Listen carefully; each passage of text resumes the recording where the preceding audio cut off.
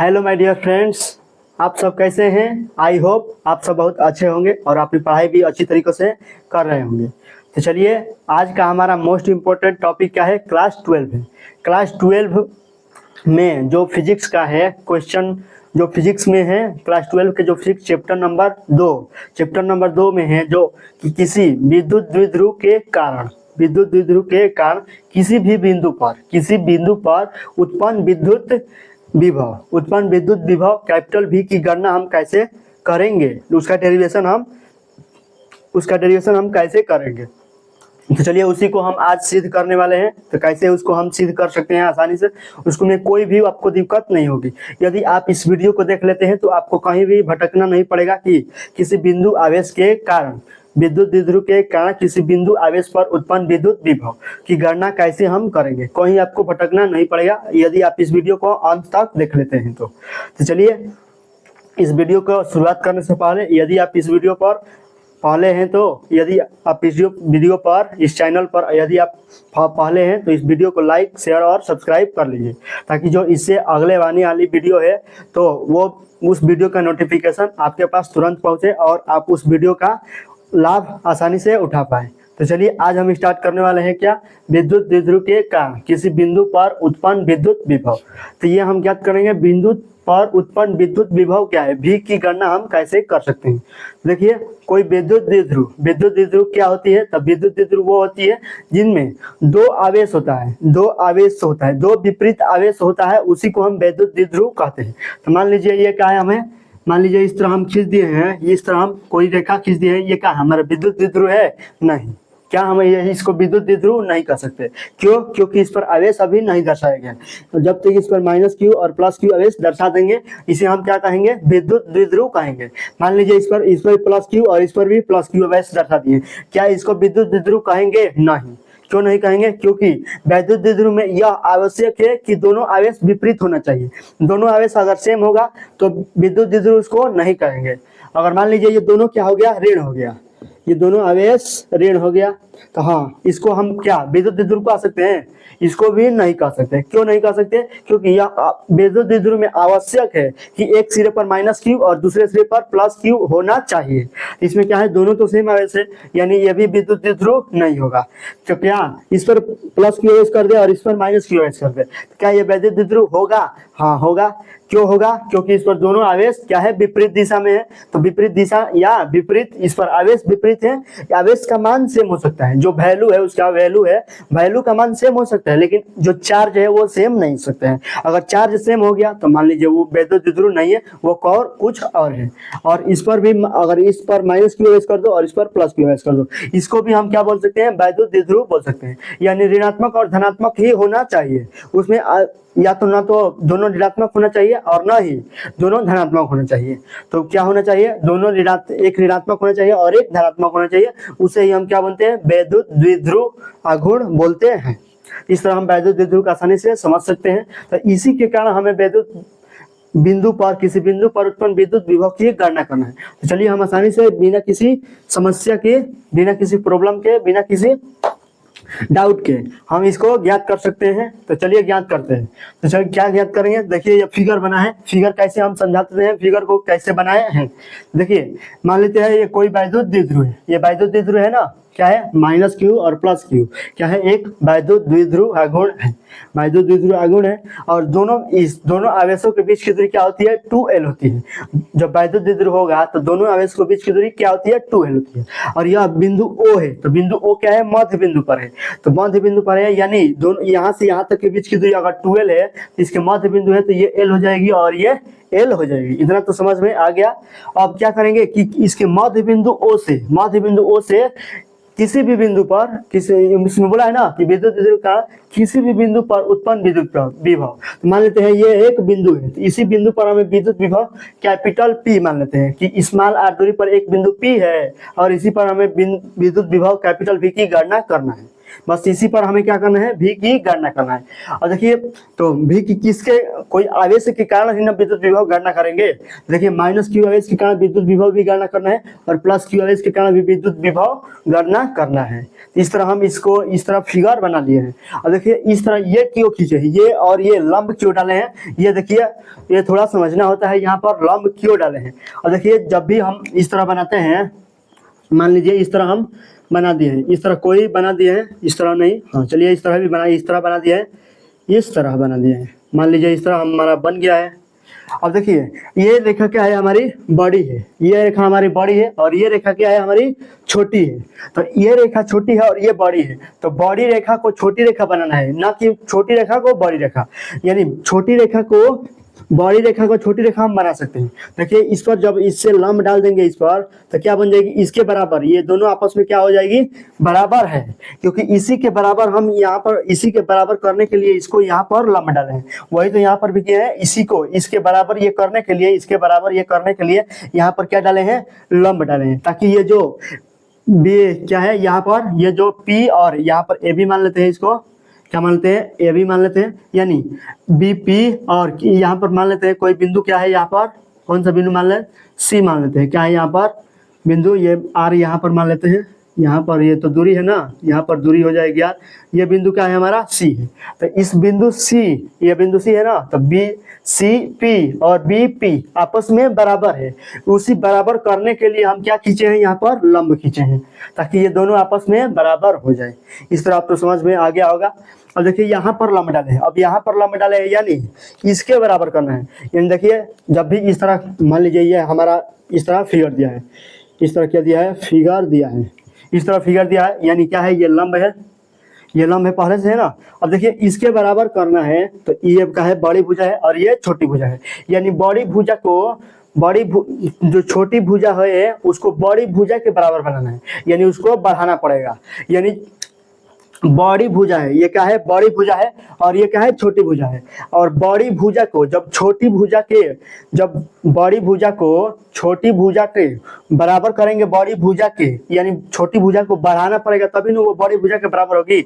यानी ये छोटी भुजा है और ये बड़ी भुजा है, और इस छोटी भुजा को हमें बड़ी भुजा के बराबर बनाना है, तो छोटी भुजा को हमें बढ़ाना पड़ेगा, तभी तो बराबर होगी। और छोटी भुजा को जब बढ़ाएंगे तो ये बड़ी भुजा की क्या हो जाएगी, बराबर हो जाएगी। तो हम वहां से कर लेंगे आसानी से। तब इसको बढ़ा देंगे आगे, जब इसको आगे बढ़ाएंगे इस तरह, जब इसको इस तरह खींच लेते हैं और जब इसको आगे बढ़ाएंगे तो क्या हो जाएगी, हमें इस पर लंब डालेंगे और ये दोनों आपस में क्या हो जाएगी, बराबर हो जाएगी। यही तो किए हैं। और ये क्या है, हमारा बड़ी दूरी है और ये क्या है, छोटी दूरी है। इस छोटी दूरी को, इस छोटी को हमें बड़ी बनाना, बड़ी के बराबर बनाने के लिए क्या करेंगे, हम यहाँ पर इसको बढ़ाएंगे, छोटी भुजा को बढ़ाएंगे ताकि बड़ी भुजा के बराबर हो जाए। और यहाँ पर क्या करे थे, छोटी भुजा को बड़ी भुजा को छोटी भुजा के बराबर किए थे, और इसमें क्या कर रहे हैं, छोटी भुजा को बड़ी भुजा के बराबर कर रहे हैं।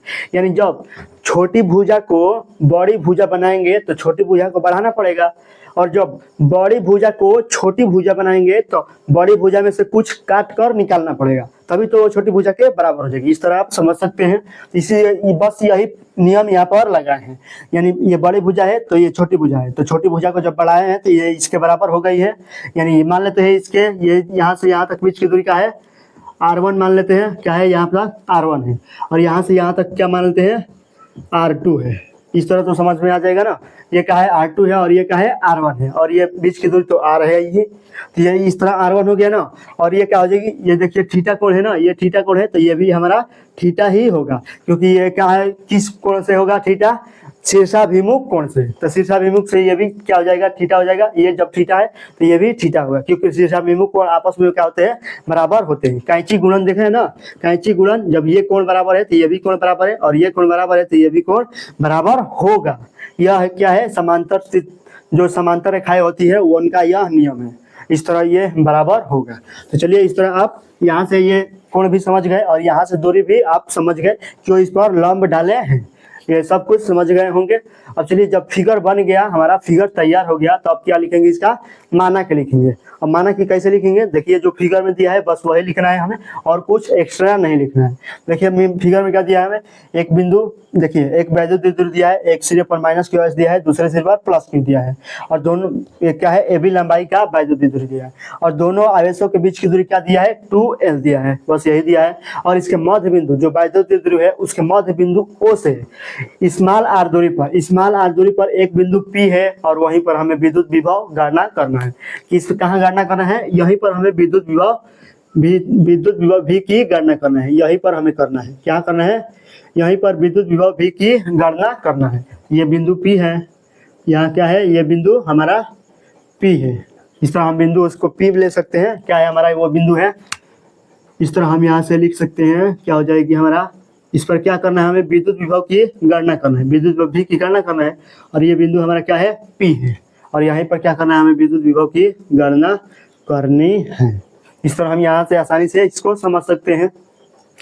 अब चलिए इसका क्या लिखेंगे, मानक लिखेंगे। तो मानक अभी बताए ना कैसे लिखेंगे, जो फिगर में दिया है बस वही लिखेंगे। तो चलिए लिखते हैं, क्या लिखेंगे, माना कि एक ए बी लंबाई का कोई क्या है, वैद्युत द्विध्रुव है। क्या लिख लेंगे, ए बी लंबाई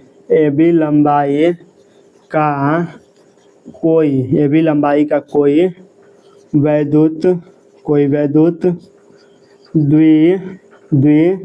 क्या है, वैद्युत द्विध्रुव है। इस तरह वैद्युत द्विध्रुव है जिसके एक सिरे पर माइनस क्यू और दूसरे सिरे पर प्लस क्यू है। वैसे क्या लिख लेंगे, जिसके एक सिरे पर माइनस क्यू तथा दूसरे सिरे पर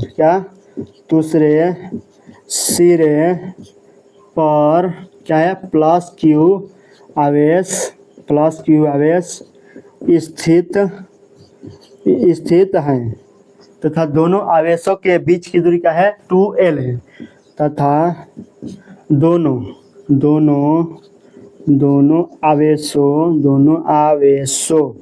आवेशों के बीच की दूरी क्या है, l जोड़ेंगे तो क्या हो जाएगा, 2l है। तो दोनों आवेश के बीच की दूरी क्या है, 2l है, तथा दोनों आवेश के बीच की दूरी क्या है, 2l है, तथा इसके मध्य बिंदु O से, तथा मध्य बिंदु O से स्मॉल r दूरी पर एक बिंदु क्या है, एक बिंदु P, एक बिंदु P स्मॉल r दूरी पर थीटा कोण बनाते हुए लिख लेंगे, ताकि हमको आसानी से समझ में आए क्या बना है, थीटा कोण बनाते हुए गया है। स्मॉल r दूरी पर थीटा कोण बनाते हुए एक बिंदु P है। r दूरी पर थीटा कोण बनाते हुए एक बिंदु क्या है, एक बिंदु P स्थित है। क्या है, एक बिंदु P स्थित है जिस पर उत्पन्न विद्युत विभव कैपिटल V की गणना करना है। तो ये लिख लेंगे आप, जिस पर उत्पन्न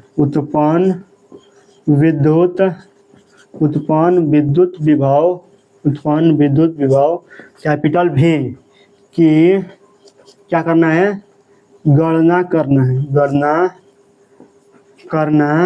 है।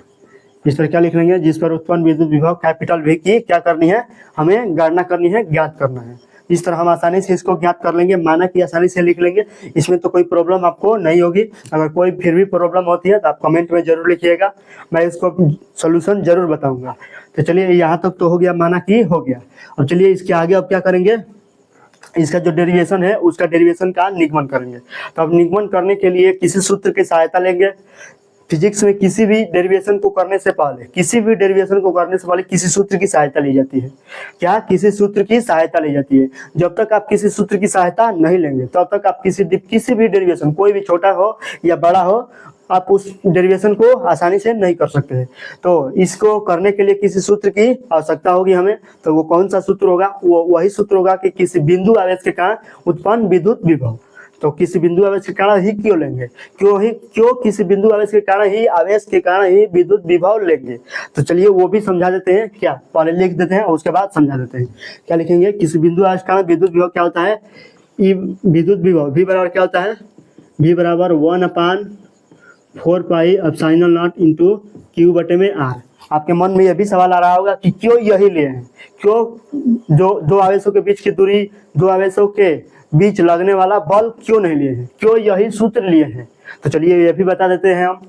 देखिए किसी बिंदु आवेश के कारण उत्पन्न विद्युत विभव ही क्यों लिए हैं? देखिए -q आवेश के कारण बिंदु P पर एक बार विद्युत विभव निकालेंगे ना। इतना तो पता है ना कि -q आवेश के कारण एक बार बिंदु P पर विद्युत विभव निकालेंगे और एक बार +q आवेश के कारण बिंदु P पर विद्युत विभव निकालेंगे, ताकि दो आवेश है और दोनों आवेशों के कारण जब बिंदु P पर विद्युत विभव निकालेंगे तभी तो हम परिणामी दोनों को जोड़कर हम परिणामी विद्युत विभव कैपिटल V की गणना कर सकते हैं। यानी देखिए एक आवेश है और ये क्या है? एक बिंदु है। यहाँ पर कोई आवेश नहीं है, क्या है? वहां पर एक बिंदु है।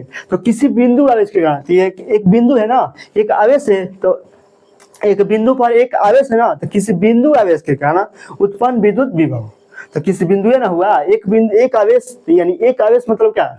किसी बिंदु आवेश के कारण उत्पन्न विद्युत विभव बिंदु P पर। यह भी क्या है? एक आवेश है, तो एक आवेश के कारण बिंदु P पर उत्पन्न विद्युत विभव। अगर यहाँ पर भी कोई आवेश होता तो दो आवेशों के बीच लगने वाला हम बल की गणना कर उसी की सूत्र लगाते, उसी का हम सूत्र लगाते। यहाँ पर कोई आवेश नहीं है। क्या यहाँ पर कोई आवेश नहीं है? तो हम क्या लगाएंगे कि एक आवेश के कारण उत्पन्न विद्युत विभव, किसी बिंदु आवेश के कारण उत्पन्न विद्युत विभव। तो सूत्र हम यही लगाएंगे। यहाँ पर यह भी समझा दिए क्यों यही लगाएंगे। तो ये समझ गए होंगे आप कि V बराबर 1/4 pi epsilon not into Q बटा R, ये वाला ही सूत्र क्यों लगाएंगे। चलिए यहाँ तक तो समझ में आ गया। और चलिए इस सूत्र को जब लगाएंगे तो यहाँ पर हमें विद्युत विभव की आवश्यकता होगी, आवेश की आवश्यकता होगी और दूरी की आवश्यकता होगी ना। जिस आवेश से निकालेंगे जिस आवेश से जहां पर निकालेंगे उसके बीच की दूरी की आवश्यकता होगी। और ये तो 1/4 पाई तो कांस्टेंट है, ये तो नियत रहता है, ये तो हमेशा कोई बदलता नहीं है, ये तो नियत रहेगा। और देखिए V की मान निकालेंगे तो -q आवेश के कारण बिंदु P पर निकालेंगे तो यानी V1 मान लेंगे, और जब +q आवेश के कारण बिंदु P पर निकालेंगे तो V2 मान लेंगे। तो V1 तो V2 पता हो गया। और देखिए Q पता करेंगे, तो Q पता करेंगे तो -q आवेश के कारण बिंदु P पर, यानी आवेश तो पता है ना कि -q आवेश के कारण ही निकाल रहे हैं, तो -q आवेश इस तरह पता हो गया। और यहाँ पर +q आवेश, यानी आवेश तो पता हो गया क्या है? +q आवेश के कारण निकाल रहे हैं। क्या निकाल रहे हैं? +q आवेश के कारण ही बिंदु P पर विद्युत विभव निकाल रहे हैं। यहाँ पर +q आवेश पता हो गया, यहाँ पर -q आवेश पता हो गया, ये विद्युत विभव भी पता हो गया और ये क्या हो गया? आवेश भी पता हो गया। अब क्या पता करना है हमें? ये हमें दूरी पता करना है। क्या पता करना है? दूरी। जब हम दूरी पता कर लेंगे तो हमें क्या प्राप्त हो जाएगा? हम इस सूत्र का उपयोग कर लेंगे। तो चलिए अब दूरी निकालने में ही थोड़ा समझना होगा आप लोगों को। तो चलिए वो भी कोई दिक्कत नहीं होगा, हम आसानी से आपको निकालना सिखा देंगे। चलिए अब दूरी निकालेंगे। तो देखिए -q आवेश के कारण जब बिंदु P पर उत्पन्न विद्युत विभव निकालेंगे तो हमें दूरी किसकी आवश्यकता होगी? यानी AP यानी R1 की आवश्यकता होगी ना, R1 की आवश्यकता होगी हमें। और जब +q आवेश के कारण बिंदु P पर निकालेंगे विद्युत विभव तो हमें दूरी BP की आवश्यकता होगी। इतना तो समझ में आ गया होगा। किसकी आवश्यकता होगी? BP यानी R2 की आवश्यकता होगी। R1 और R2 हमें निकालना होगा, ये हमें निकालना जरूरी है, आवश्यक है, क्योंकि जब हम यही निकालेंगे तो अभी हम इस सूत्र को रख सकते हैं, वरना नहीं रख सकते हैं। तो चलिए अब हम दूरी को निकालेंगे। तो देखिए अब हम दूरी को निकालेंगे तो क्या करेंगे? अब दूरी को निकालने के लिए अब समझा रहे हैं आपको, दूरी निकालने के लिए। और देखिए ये इतना दूरी R है, क्या है? इतना दूरी R है और इसको क्या किए हैं? बढ़ाए हैं, आगे बढ़ाए हैं ना, आगे क्या करे हैं? बढ़ाए हैं। यहाँ पर जब बढ़ाए हैं तो ये उसको मान लेते हैं बिंदु क्या है? D है। यहाँ पर इसको बढ़ाए हैं ना, इसको क्या किए हैं? बढ़ाए हैं। यहाँ पर क्या मान लेते हैं? बिंदु D है। तो अब देखिए जब यहाँ से यहाँ तक के बीच की दूरी क्या है? स्मॉल r है, तो यहाँ से यहाँ तक के बीच की दूरी, अब यहाँ से यहाँ तक की क्या हो जाएगी? यहाँ से यहाँ तक की क्या हो जाएगी? यानी ये पूरा क्या हो जाएगी? R1 हो जाएगी ना, ये पूरा R1 हो जाएगी ना, क्योंकि इसी के बराबर जो AP था उसी के बराबर हम DP खींचे थे, तभी ना लंब डाले हैं। यानी AP के बराबर हम क्या खींचे थे? DP खींचे थे, तभी हम इस पर क्या डाले हैं? लंब डाले हैं। यानी AP बराबर क्या था? DP था था ना, एपी बराबर डीपी था, तो हमें डीओ ज्ञात करना है। तो डीओ जब हम ज्ञात करेंगे तो कैसे ज्ञात करेंगे, डीओ का मान, देखिए डीओ जब ज्ञात करेंगे, डीओ यहाँ पर लिख रहे हैं, क्या निकालेंगे, डीओ बराबर हम जब ज्ञात करेंगे तो क्या, चलिए यहाँ पर छोड़ देते हैं, क्या लिखें, डीओ निकालेंगे, यानी पूरी ये यहाँ से यहाँ तक तो आर डैश है, यानी R1 है, यहाँ से यहाँ तक क्या है, R1 है, तो उसमें से जब हम R घटा देंगे तो क्या आ जाएगा हमारे, R1 माइनस R, यानी क्या हो जाएगा, डीओ का मान आ जाएगा। यानी ये पूरा क्या है, R1 है, ये पूरा R1 है, उसमें से हम R को घटा देंगे तो हमें ये दूरी प्राप्त हो जाएगी। यानी इसको निकालने के लिए क्या करना पड़ेगा, हमें R1 माइनस क्या करना पड़ेगा, R1 माइनस R करना पड़ेगा। इस तरह जब हम करेंगे तो हमें इतनी दूरी हमें प्राप्त हो जाएगी। इतना तो समझ में आ गया होगा आसानी से। जब इतना हम करेंगे, R1 माइनस R करेंगे, तब हमें क्या प्राप्त हो जाएगी, DO प्राप्त हो जाएगी। इतना तो समझ में आ गया होगा। अब चलिए ये निकालेंगे हम, अब ये भी देख लेते हैं, इसके बीच की दूरी क्या होगी। और देखिए ये क्या है, हमें पूरा दिया है, R दिया है ना, R दिया है, और ये क्या है, पूरी R2 है, यानी ये क्या है, BP बराबर हो जाएगी हमें CP। BP बराबर क्या होगा, CP होगा ना, BP बराबर CP है, BP बराबर क्या हो जाएगी, CP हो जाएगी। समझ में आ रहा है ना, क्या कह रहे हैं हम, BP बराबर क्या हो जाएगी, CP, क्योंकि CP को बराबर करने के लिए BP के हम लंब डाले हैं। यहाँ पर क्या डाले थे, यहाँ पर लंब डाले थे हम, किसके बराबर करने के लिए, इस CP को किसके बराबर करने के लिए, इस CP को हम BP के बराबर करने के लिए हम इस पर CP पर क्या डाले हैं, C के स्थान पर लंब डाले हैं। तो ये क्या है, CP बराबर BP है, यानी इस CP का मान क्या है, हमें R2 का मान हो सकता है ना, R2 बराबर हो सकता है ना, ये जब R2 है तो ये भी R2 हो सकता है, इतना CP बराबर क्या हो सकते हैं, हमें R2 हो सकता है, यानी A R2 है तो ये भी हमें R2 हो सकता है। तो अब हम इतना दूरी निकालेंगे तो कैसे निकालेंगे, देखिए ये पूरा यहाँ पर R1 है, R है ना, यहाँ से यहाँ तक क्या है, R है, और ये इतनी दूरी क्या है, R2 है, इतनी दूरी R2 है, और ये पूरा R है। तो क्या करेंगे, R में से जब R2 को घटा देंगे तो क्या आ जाएगा, हमें ये प्राप्त हो जाएगा। यानी इतनी दूरी को निकालने के लिए क्या करना पड़ेगा, R माइनस R2 करना पड़ेगा। तो क्या लिख लेंगे यहाँ पर, R माइनस क्या कर लेंगे, R माइनस क्या कर लेंगे, R माइनस R2। जब R माइनस R2 करेंगे तो हमें प्राप्त हो जाएगा, ये क्या है, थीटा कोण है, यहाँ पर थीटा कोण है। जब R माइनस R2 करेंगे तो हमें प्राप्त हो जाएगा क्या, OC बराबर हमें प्राप्त हो जाएगा R2 माइनस R प्राप्त हो जाएगा। तो चलिए एक बार लिख लेते हैं, DO बराबर क्या है, हमें DO बराबर क्या प्राप्त है, R1 माइनस R प्राप्त है ना, R1 माइनस R है, और OC बराबर क्या प्राप्त है, हमें OC बराबर क्या प्राप्त है, R माइनस R2 प्राप्त है, R माइनस क्या प्राप्त है, R2 प्राप्त है, और ये क्या है, R1 माइनस R DO बराबर, यानी DO, ये समझना है, DO बराबर क्या है, R1 माइनस R है, और OC यानी OC बराबर क्या है, R माइनस R2 है। इतना तो समझ में आ गया होगा। अगर फिर भी कोई डाउट हो, समस्या हो, तो भी डाउट अपने चैट बॉक्स में पूछ सकते हैं। तो चलिए अब आगे इसके आगे चलते हैं तो क्या होगा, अब हमें निकालना है R2 और R1। देखिए ये जब थीटा है और ये थीटा है, यानी जब ये थीटा है तो थीटा के, देखिए थीटा के सामने का लंब होता है, और ये 90 डिग्री है ना, तो 90 डिग्री के सामने का कर्ण होता है। तो ये 90 डिग्री है ना यहाँ पर, तो ये क्या हो गया, कर्ण हो गया, तो ये पूरा क्या हो गया, कर्ण हो गया। और ये जब थीटा है तो इसके सामने का ये लंब हो गया, और आधार क्या हो गया, ये आधार हो गया। यानी इसका आधार का मान हमें पता है, और ये क्या है, कर्ण है, तो आधार का मान भी पता है और कर्ण का मान भी पता है। यानी ये क्या है, ये आधार है, यानी इसके सामने का ये लंब है, तो ये लंब है, तो लंब का मान तो हमें पता नहीं है, तो लंब छोड़ देंगे। क्या पता है हमें, ये आधार है, ये क्या है, आधार है, और ये कर्ण है, क्योंकि कर्ण जब लंब 90 डिग्री होता है, लंब 90 डिग्री के सामने के भुजा को क्या बोलते हैं, कर्ण बोलते हैं। तो ये 90 डिग्री है ना, इसके सामने के भुजा के ये क्या है, कर्ण है, तो ये कर्ण हो गया, और ये क्या हो गया, आधार हो गया। यानी कर्ण और आधार हमें पता है, तो जब कर्ण और आधार पता है तो cos थीटा वाला सूत्र लगा देंगे। तो cos थीटा बराबर क्या होता है, हमें cos त्रिभुज क्या लिख लेंगे, त्रिभुज समकोण त्रिभुज, समकोण त्रिभुज किसमें, OCB में, यहाँ पर OCB लिख रहे हैं, OCB में लिख लेंगे, OCB समकोण त्रिभुज OCB लिख लेंगे, OCB लिख लेंगे। तो क्या हो जाएगी, cos थीटा और क्या हो जाएगा, आधार बटे क्या हो जाएगा, कर्ण हो जाएगा, यही ना होगा, आधार बटे कर्ण हो जाएगा। यहाँ पर देखिए कॉस थीटा लिख लेंगे, कॉस थीटा, यानी आधार का मान क्या है, इसमें आधार का मान क्या है, यही ना है आर माइनस आधार का मान क्या है ओ सी, ओ सी ना है, आधार का मान ओ सी है, ये छोटा सा त्रिभुज बोल रहे हैं, आधार का मान क्या है ओ सी है, क्या लिख लेंगे ओ सी लिख लेंगे, क्या लिख लेंगे ओ सी। और कर्ण का मान क्या है, यही ना है, कर्ण का मान क्या है ओ बी है, तो ओ बी लिख लेंगे, ओ बी हो गया। इतना तो समझ में आ गया होगा, तो अब सब कुछ आपको समझ में आ गया।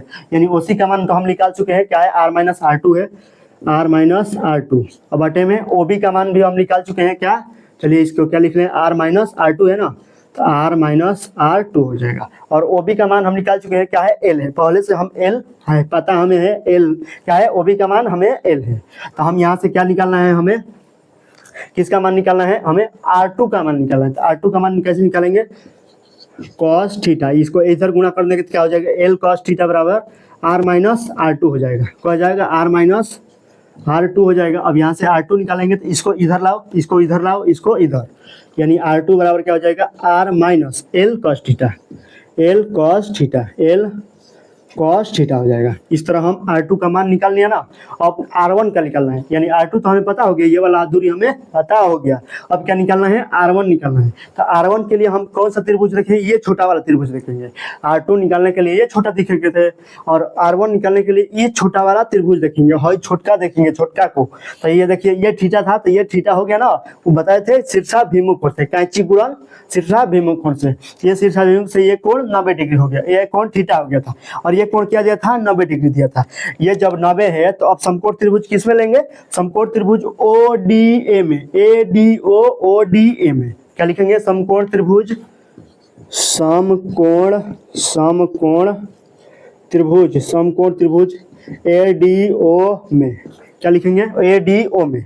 यानी देखिए ये क्या है 90 डिग्री है, यानी इसके सामने का ये कर्ण है, यानी इसकी लंबाई हमें पता है एल है, कर्ण का मान हमें पता है एल है, और क्या है ये एल है, और इसके सामने का ये क्या है थीटा है। तो थीटा के सामने का जो होता है भुजा वो लंब होता है, यानी ये क्या है लंब है। तो हमें लंब का तो मान पता ही नहीं है ना, ये लंब का मान हमें कहाँ पता है, तो लंब का मान नहीं पता है, यानी लंब हम नहीं लेंगे। क्या लेंगे, आधार का मान हमें पता है R1 माइनस ओ डी, आधार का मान क्या है ओ डी, तो ओ डी का मान हमें पता है, हम निकाले हैं, डी और ओ डी वो सेम होता है, यानी इसका मान हम निकाले हैं क्या R1 माइनस आर, यही हमारा क्या है डी ओ का मान है। इस तरह हम ये निकाले हैं, यानी ये आधार है और ये कर्ण है, आधार का मान भी पता है और कर्ण का मान भी पता है, यानी cos थीटा वाला सूत्र इसमें भी लगाएंगे।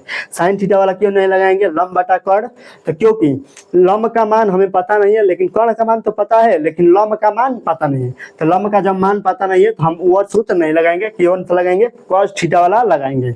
चलिए यहाँ पर क्या लिखते हैं, cos थीटा, तो cos थीटा वाला क्या हो जाएगा, आधार बटे क्या होता है कर्ण, तो क्या हो जाएगा, आधार का मान क्या है यहाँ पर, आधार का मान यही ना है डी ओ डी लिखो चाहे डी ओ लिखो, क्या हो जाएगा डी ओ बटा कर्ण का मान क्या है लंब के सामने का, यानी कर्ण का मान क्या है ए ओ, क्या लिख लेंगे ए ओ लिख लेंगे, ये हमारे कर्ण का मान क्या है ए ओ है। अब यहाँ से निकाल सकते हैं डी ओ का मान पता है हमें, डी ओ का मान हम निकाल चुके हैं R1 माइनस आर, क्या लिख लेंगे R1 माइनस आर हो जाएगा बटे ए ओ का मान क्या है ए ओ, तो ए ओ देखिए ए ओ का मान हमें एल पता है, स्मॉल एल पता है, यहाँ पर क्या लिख लेंगे स्मॉल एल लिख लेंगे, और यहाँ पर कॉस थीटा लिख लेंगे, कॉस थीटा, यहाँ पर क्या हो जाएगा कॉस थीटा हो जाएगा। अब यहाँ पर अब इस तरह हो गया ना, और देखिए इसका मान निकालेंगे तो क्या हो जाएगा, इधर इसको गुणा कर देंगे तो क्या हो जाएगा, यहाँ पर लिख लेते हैं, चलो यहाँ पर लिख लेते हैं, क्या हो जाएगा इसको अभी यहाँ पर एक स्टेप एल क्या हो जाएगा एल cos थीटा बराबर R1 माइनस आर हो जाएगा, यही ना होगा R1 माइनस आर हो जाएगा। अब यहाँ से R1 का मान निकालना है, यानी R1 को इधर ही रहने देंगे, इसको इधर लाएंगे, इस R को इधर लाएंगे तो क्या हो जाएगा, इधर R को इधर लाएंगे तो क्या हो जाएगा एल cos थीटा प्लस में क्या हो जाएगा R हो जाएगा, प्लस R क्या हो जाएगा प्लस R बराबर क्या हो जाएगा R1 हो जाएगा, यही ना होगा R1 प्लस R1 हो जाएगा। अब बराबर में क्या हो जाएगा एल cos थीटा प्लस में R हो जाएगा, यानी R1 का मान क्या हो जाएगा, R1 का मान क्या हो जाएगा, R1 बराबर एल cos थीटा बराबर प्लस क्या हो जाएगा R हो जाएगा। इस तरह हम R1 का मान भी निकाल लिया, ये R1 का मान भी निकल गया और R2 का मान भी निकल गया। इस तरह हम आसानी से इसको R1 और R2 का मान निकाल लिए। अब यहाँ से इस सूत्र का उपयोग करके हम आसानी से कर लेंगे समीकरण, इसको मान लेते हैं 1 है, इसी सूत्र का उपयोग करेंगे। तो अब लिखेंगे, अब आसान है, अब आसान है, तो ये सब में स्टेप बस इतना ही समझना होता है, इतना तो आप समझ गए होंगे। चलिए एक बार करा कर इसको फिर से दोबारा समझा देंगे। तो चलिए समझा देंगे फिर से। चलिए अब क्या लिखेंगे, अब लिखेंगे कि अब लिखेंगे कि माइनस क्यू आवेश के कारण प्लस बिंदु P पर उत्पन्न विद्युत विभव। अब बारी बारी से दोनों आवेश को लिखेंगे। तब लिखेंगे माइनस क्यू आवेश के कारण, माइनस क्यू आवेश के कारण बिंदु माइनस, यहाँ से लिख रहे हैं माइनस क्यू आवेश के कारण बिंदु P पर उत्पन्न, माइनस क्यू आवेश के कारण बिंदु P पर उत्पन्न विद्युत विभव क्या हो जाएगा, उत्पन्न विद्युत विभव V1 मान लेते हैं। तो V1 बराबर क्या हो जाएगा 1/4 pi epsilon not into Q. तो क्यू माइनस आवेश लिखे हैं ना, तो यहाँ पर माइनस लिखना होगा। क्या आवेश माइनस लिए हैं ना, तो माइनस लिखना होगा। ये हम बता चुके हैं। माइनस क्यों लेंगे, क्योंकि यह अदिश राशि है, इसलिए माइनस लेंगे। यहाँ पर क्या हो जाएगा माइनस क्यू बटे, अब क्या हो जाएगा यहाँ पर क्या दिया है आर मतलब क्या हो जाएगा माइनस क्यू आवेश के कारण, यानी R1 दूरी क्या हो जाएगी R1 हो जाएगी।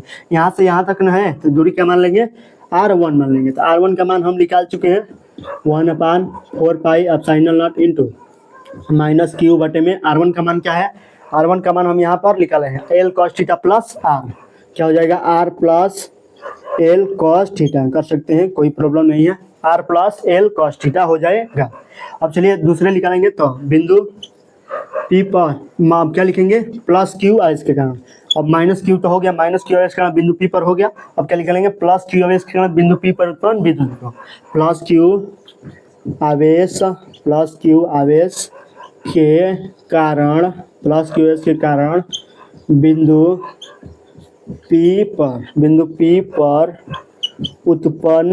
बिंदु P पर उत्पन्न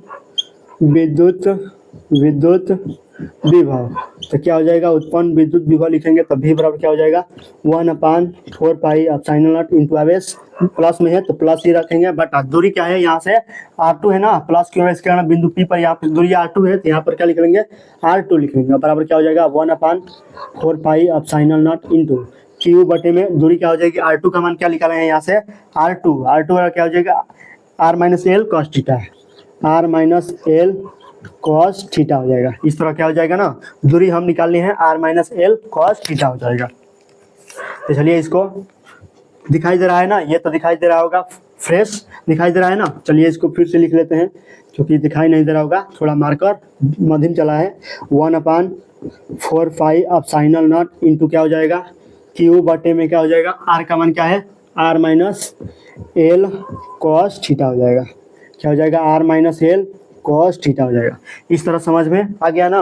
अब चलिए ये क्या है V2 है, ये V1 था, और ये क्या हो जाएगा V2 हो जाएगा। और देखिए दोनों को क्या कर देंगे आपस में आप जोड़ देंगे। अब बिंदु P पर क्या निकालना है हमें परिणामी विद्युत विभव निकालना है, यही निकालना है बिंदु P पर अब परिणामी विद्युत विभव निकालना है। तो चलिए हम आसानी से इसको हटाएं ना। अभी इतना तो समझ में आ गया होगा। अगर कोई भी प्रॉब्लम हो, फिर भी कोई इतना समझाने के बाद भी कोई प्रॉब्लम हो, आपको समस्या हो, तो आप कमेंट बॉक्स आपके लिए खुला है, आप पूछ सकते हैं वहाँ से।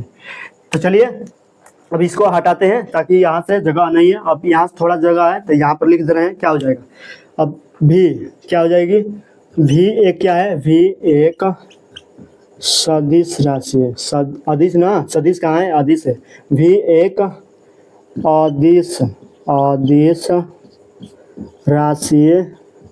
अदिश राशि है। तो बिंदु P पर तब क्या लिख लेंगे, तब बिंदु P पर उत्पन्न परिणामी क्या लिख लेंगे परिणामी विद्युत विभव हो जाएगी ना। क्या लिख लेंगे परिणामी विद्युत विभव। अब इसको हटाते हैं, तो क्या हो जाएगी परिणामी विद्युत विभव, इसको हटा देंगे ना। तो चलिए इसको हटाते हैं, कोई प्रॉब्लम यहाँ से नहीं होगी ना। अब इसको हटा देंगे। अब तो क्या चलेंगे, अब इसको लिखेंगे परिणामी विद्युत विभव, यानी V बराबर क्या हो जाएगी, V बराबर V1 प्लस V2, यही ना होगी परिणामी विद्युत विभव V बराबर V1 प्लस V2। ये चूंकि में है, तब V बराबर V1 प्लस V2 हो जाएगी। अब V बराबर क्या लिख लेंगे V1 का मान तो हमें पता है 1/4 पाई, माइनस लिख लेंगे -1/4 पाई अब साइनल नॉट, इसको क्या लिख लेंगे -1/4 पाई अब साइनल नॉट, क्या लिख लेंगे -1/4 पाई अब साइनल नॉट इंटू क्यू, यानी क्या है ये V1 का मान है तो V1 का माइनस इस आगे लाएंगे -1/4 pi epsilon not into q बटा r plus l cos theta, q बटा r plus l cos theta हो जाएगा, ये हो जाएगा और प्लस है तो प्लस दे देंगे और क्या हो जाएगा R2 का मान 1/4 पाई और साइनल नॉट क्या हो जाएगा R2 का V2 का मानना है V2,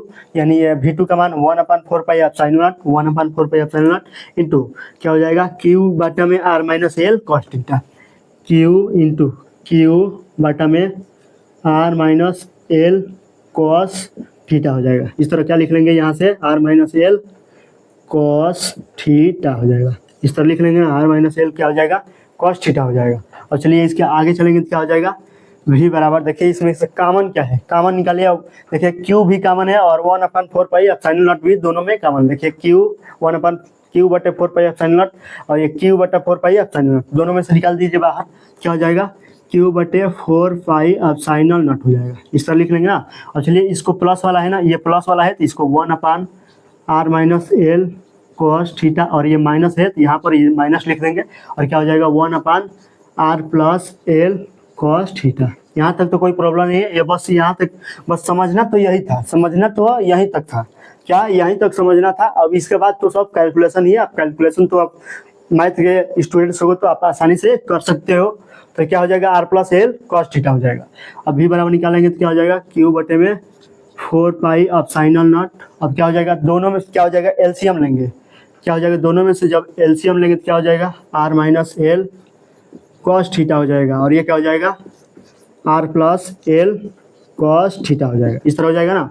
देखिए इसको इससे भाग देंगे तो क्या बचेगा हमें, ये वाला बच जाएगा, तो R plus l cos theta को 1 से गुना करेंगे तो यही हो जाएगा R plus l cos theta हो जाएगा और माइनस तो माइनस दे देंगे और देखिए इसको इससे भाग देंगे, इसको इन सभी से भाग देंगे तो क्या हो जाएगा हमें R minus L cos theta केवल बचेगा R minus L cos theta, यहाँ पर लिख लेंगे R minus L cos theta बच जाएगा। इस तरह यह तो कैलकुलेशन है आपका, कैलकुलेशन तो आप कर सकते हो, अपने से भी कर सकते हो, तो कैलकुलेशन आप समझ सकते हो। यहाँ से इस तरह हो गया। अब चलिए इसके आगे चलेंगे तो क्या चलेगा, तो चलिए V बराबर Q बटे में 4 पाई अब साइनल नॉट और कोष्टक में देखिए यहाँ से R plus l cos theta और माइनस से कोष्टक में तो माइनस R प्लस एल क्या हो जाएगा एल कॉस थीटा हो जाएगा। और देखिए यहाँ से R कट जाएगा ना, बटे में क्या लिखे हैं देखिए ये R minus L cos theta R plus l cos theta, यानी A प्लस बी और A माइनस बी, देखिए A माइनस बी और क्या हो जाएगा A प्लस बी वाला सूत्र बनेगा ना। इसका सूत्र क्या होता है A square minus B square, यही ना सूत्र होता है, यानी A का मान क्या है R है और B का मान क्या है हमें एल कॉस थीटा है। दोनों में देखिए ये A का मान R है, इसमें भी A का मान R है और इसमें B का मान एल कॉस थीटा है, यहाँ B का मान एल कॉस थीटा है। तो भर देंगे यहाँ से A का मान R स्क्वायर और B का मान एल कॉस थीटा का होल स्क्वायर हो जाएगा।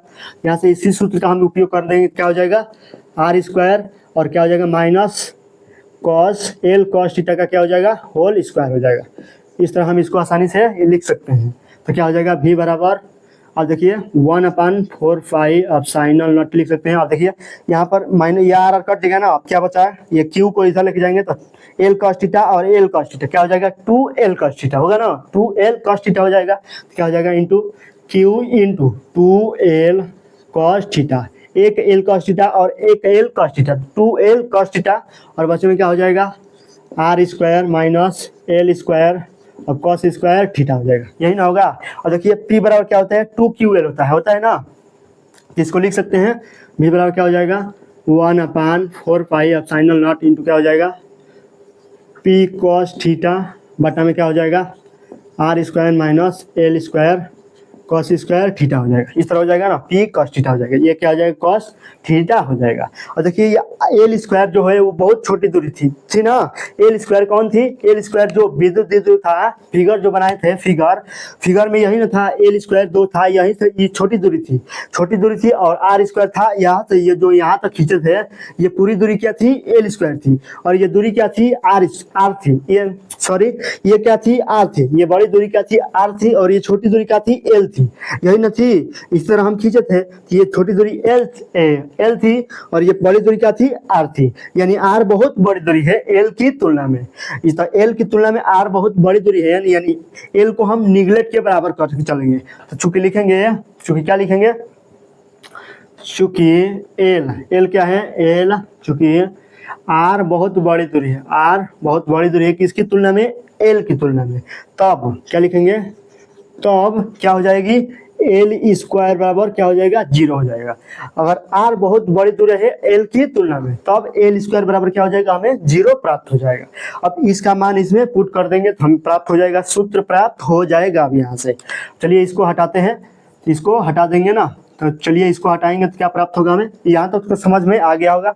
चलिए इसको हटाते हैं तो क्या प्राप्त हो जाएगा हमें, तो देखिए अब क्या प्राप्त होगा, ये v बराबर क्या हो जाएगा, v बराबर क्या हो जाएगा, v बराबर 1/4 pi epsilon not, 1/4 pi epsilon not into क्या हो जाएगा, इंटू पी कॉस थीटा, तो पी कॉस थीटा तो इसी तरह रहेगा, पी कॉस थीटा बटा में क्या हो जाएगा, आर स्क्वायर माइनस एल का मान तो 0 रखेंगे, तो यहाँ पर 0 जब 0 रखेंगे तो 0 में कॉस स्क्वायर थीटा से गुणा करेंगे तो 0 हो जाएगा, यानी जो भी 0 से किसी भी संख्या में या किसी भी त्रिकोणमितीय फलन का मान में अगर 0 से गुणा करेंगे तो सब मान 0 हो जाएगा, यानी ये सब मान 0 हो जाएगा, यानी क्या बच जाएगा, हमें केवल आर स्क्वायर बच जाएगा।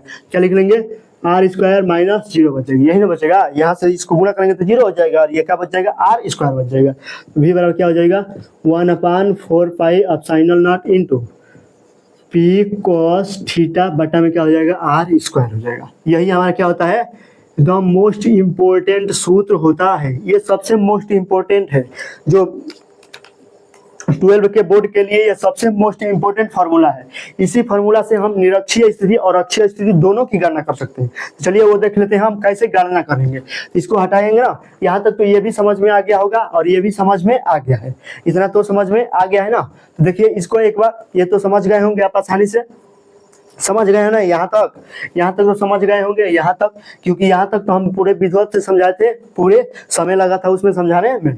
अब चलिए यहाँ से तो माइनस क्यू अवेश के कारण बिंदु पी पर उत्पन्न विद्युत विभव जो माइनस क्यू अवेश था वो लिखे हैं, और यहाँ पर उसके आगे v1 बराबर 1/4 पे epsilon not into minus Q बटा में r1, यानी r1 का मान निकाल चुके थे, तो r1 का मान L cos theta plus r निकाले थे, L cos theta plus r भर दिए, ये हम यहाँ पर मान भर दिए, और प्लस क्यू अवेश के कारण बिंदु पी पर उत्पन्न विद्युत विभव निकाले, क्या हो जाएगा, v2 बराबर 1/4 pi epsilon not into Q बटे में r2 हो जाएगा। तो क्यू बटे में r2 बराबर क्या हो जाएगा, 1/4 pi epsilon not into Q बटे में r minus L cos theta, यानी जब r1 का मान r2 का मान हम क्या मान निकाले थे, r minus L cos theta, हम ये का मान निकाले थे, r2 का मान निकाले थे हम क्या, R minus L cos theta निकाले थे, यही हम तो निकाले थे, तो इसी मान हम यहाँ पर रख दिए हैं, इसमें तो कोई प्रॉब्लम नहीं है। अब क्या लिखेंगे, जो बिंदु P था उस पर परिणामी निकालना है ना, क्योंकि 2 आवेश है तो 2 आवेश निकालना है तो जरूर परिणामी निकालना होता, अगर 1 रहता तो उसमें तो परिणामी 1 में नहीं होता है, अगर 2 या 2 से अधिक है तो उसमें परिणामी होगा, इसमें परिणामी निकालेंगे तो भी एक सदिश राशि है, तब बिंदु P पर उत्पन्न परिणामी विद्युत विभव, तो v बराबर क्या हो जाएगा, v1 प्लस v2, तो बस v1 प्लस v2 यानी सब यही जोड़े हैं। अब यहाँ से सब कैलकुलेशन कर दिए हैं, तब कैलकुलेशन किए हैं तो ये v बराबर 1/4 pi epsilon not into P cos theta बटा में आर स्क्वायर प्राप्त हो गया है, तो ये समझ में आ गया होगा। तो चलिए इसको हटाते हैं अब, तो अब इसको समझाते हैं, तो इसी से कैसे हम ज्ञात कर लेंगे निरक्षीय स्थिति और अक्षीय स्थिति दोनों को। तो चलिए वो भी समझ लेते हैं थोड़ा, क्योंकि हम तो पूरा विधिवत से तो हल करा ही चुके हैं। अगर समय पेपर में नहीं है, मान लीजिए अगर समय पेपर में बहुत कम है, बहुत कम समय बचा है, तो निरक्षीय स्थिति वाला आप यहीं से सूत्र लिखकर, इसी सूत्र को लिखकर और वहां से निरक्षीय और अक्षीय कर सकते हैं। थोड़ा कम नंबर मिलेगा, पर 5 नंबर का है तो आपको 3 नंबर मिल जाएगा, 2 नंबर तो कट जाएगा, 3 नंबर मिल जाएगा। तो चलिए अब यहाँ से करेंगे तो क्या करेंगे, तो चलिए अब देखते हैं निरक्षीय स्थिति के लिए। निरक्षीय निरक्षीय स्थिति निरक्षीय स्थिति स्थिति निरक्षीय स्थिति के लिए लिखेंगे स्थिति निरक्षीय स्थिति के लिए। तो निरक्षीय स्थिति यानी लंबवत, यही ना निरक्षीय स्थिति, यानी ये फिगर बनाए थे हम, यही फिगर बनाए थे ना निरक्षीय स्थिति में, यानी ये 90 डिग्री था, यानी थीटा का मान क्या है 90 डिग्री। यहाँ पर क्या लिख लेंगे, थीटा का मान 90 डिग्री भर देंगे। तो जब थीटा का मान वहाँ पर 90 भरेंगे तो cos 90 का मान क्या होता है, cos 0 का मान 1 होता है, तो cos 90 का मान 0 होता है। तो क्या लिख लेंगे, v बराबर 1/4 pi epsilon not into P cos 90 degree बटा क्या हो जाएगा आर स्क्वायर। कॉस 90 का मान 0 होता है, तो 0 में गुणा करेंगे तो सब मान में 0 हो जाएगा, तो v बराबर क्या हो जाएगा 0। यही न सिद्ध किए थे कि निरक्षीय स्थिति में उत्पन्न विद्युत विभव क्या होता है 0 होता है। इस तरह हम यहाँ से भी ये प्रूफ कर सकते हैं कि निरक्षीय स्थिति के लिए विद्युत विभव v बराबर 0 होता है। अब क्या लिख लेंगे अक्षीय स्थिति में, तब क्या लिखेंगे अक्षीय स्थिति में। तो चलिए लिखते हैं क्या अक्षीय स्थिति में, अक्षीय स्थिति में क्या लिखेंगे थीटा बराबर यानी 0 डिग्री। यही ना लिखे थे थीटा बराबर, यहाँ से यहाँ तक दूरी लिखे थे, यानी यही था अक्षीय स्थिति। अक्षीय स्थिति समतल था, तो समतल यानी थीटा बराबर 0 डिग्री, तो थीटा बराबर 0 लेंगे। तो अब यहाँ पर मान भरेंगे तो v बराबर क्या हो जाएगा 1/4 pi epsilon not into P cos 0 मानेंगे, थीटा के जहाँ स्थान पर क्या भरेंगे 0 बटे क्या हो जाएगा आर स्क्वायर हो जाएगा। यानी cos 0 का मान 1 होता है ना, cos 0 का मान क्या होता है 1 होता है, क्या हो जाएगा v बराबर 1/4 pi epsilon not into P क्या हो जाएगा p बटे आर स्क्वायर। cos 0 का मान क्या होता है 1 होता है, तो cos 0 का मान 1 होता है, तो v बराबर 1/4 pi epsilon not into P बटा में आर स्क्वायर। यही हमें अक्षीय स्थिति में सूत्र प्राप्त होता है, और ये हमें निरक्षीय स्थिति में सूत्र v बराबर 0 प्राप्त होता है। तो आप यहाँ से भी आसानी से ज्ञात कर सकते हो, इसमें कोई दिक्कत नहीं है, दिक्कत वाली बात नहीं है। पेपर में अगर समय नहीं बचा है, पेपर में निरक्षीय स्थिति और निरक्षीय स्थिति आया है, अगर समय आपके पास नहीं बचा है तो आप कर सकते हो इस तरह। अगर सीधे ये सूत्र लिख दो, ये सूत्र याद करना होगा, अगर ये सूत्र सीधे लिखो और सीधे लिखो निरक्षीय स्थिति में थीटा बराबर 90 डिग्री और इतना लिख दो आप, थोड़ा बहुत कम नंबर मिलेगा। अगर समय है तो उस जो लंबा वाला है उसको कर देना, समय है तो उसको कर देना। अगर समय नहीं है तो आप इस तरह कर सकते हो। क्या इस तरह कर सकते हो, अगर समय हुआ तो आप कर लेना, तो इस तरह करोगे तो नंबर कम मिलेगा, क्योंकि ये इसी से हम इसको सिद्ध कर लेते हैं। तो बहुत से अध्यापक यही आपको बता देंगे, तो आप समझोगे कि ये तो बहुत छोटा है, तो बहुत छोटा है तो नंबर वो तो छोटा मिलेगा, ये समझ लेना। छोटा है तो नंबर भी छोटा मिलेगा, अगर बड़ा करोगे तो नंबर जितना फुल है तो फुल में फुल नंबर मिलेगा। इस तरह आप आसानी से समझ सकते हो इसको भी। अगर समझ में ये, अगर कोई भी इसमें इतना समझाने के बाद भी अगर कोई भी आपको प्रॉब्लम डाउट हो इसमें, तो आप आपके कमेंट खुला है, आप उस कमेंट में पूछ सकते हो और हम उस कमेंट का जरूर आंसर देंगे। तो आप अच्छा सा एक कमेंट लिख दीजिएगा, और इसमें कोई भी प्रॉब्लम हो तो आप उस कमेंट को भी, उस प्रॉब्लम को भी, अपनी समस्या को भी उस कमेंट में लिख देना। मैं उसको लंबा लिखने, एक ही कमेंट लिखना लेकिन लंबा लिख देना। लंबा कमेंट हम पढ़ लेंगे, पढ़ने में अच्छा लगता है, कोई दिक्कत नहीं है। तो चलिए आप आज के लिए इतना ही रहने देते हैं, तो फिर मिलते हैं नेक्स्ट वीडियो में, तब तक के लिए जय हिंद।